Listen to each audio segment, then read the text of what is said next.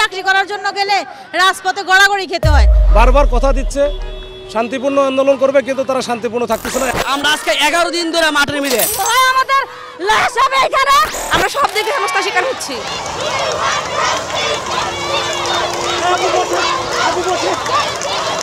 আজকে এটার একটা কিছু করি, তারপর আমরা যাবো। হয় আমাদের লাশ হবে এখানে, আর না হলে উনি আমাদের প্রাপ্য অধিকার দিয়ে এখান থেকে বিদায় দিবে। এটাই হচ্ছে আমাদের শেষ কথা।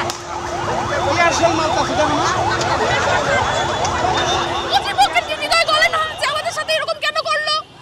কেন করছে এরকম?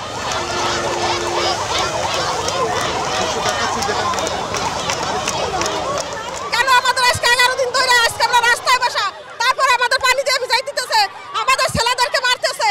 আমরা আর বিচার চাই।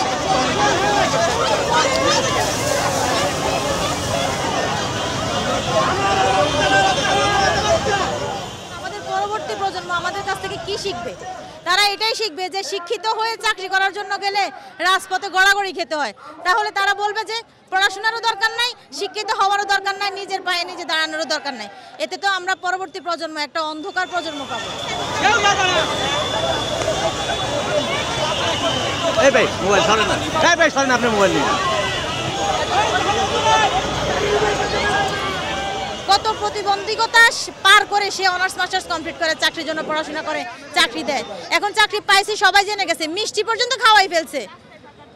এখন চাকরি বাতিল করা হয়েছে, তাহলে এই মুখটা সমাজে কিভাবে দেখাই? এই দায়ভারটা কে নিবে ভাই বলেন?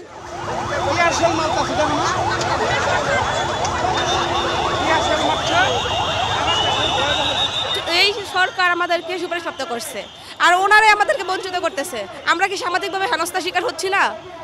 আমরা সব দিকে হেনস্থার শিকার হচ্ছি।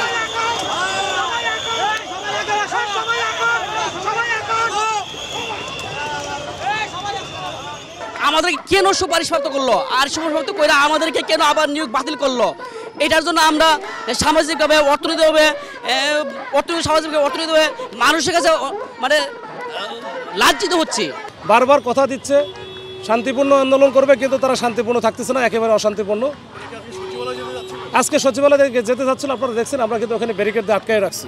এবং পরে যখন আরও বেশি জোর করতেছিল, আমরা ওয়াটার ক্যানন যেটা আছে, জলকামান, পানি মারছি। তারপরে তারা এখানে বসে গেছে। এই হচ্ছে আমাদের সর্বশেষ অবস্থান।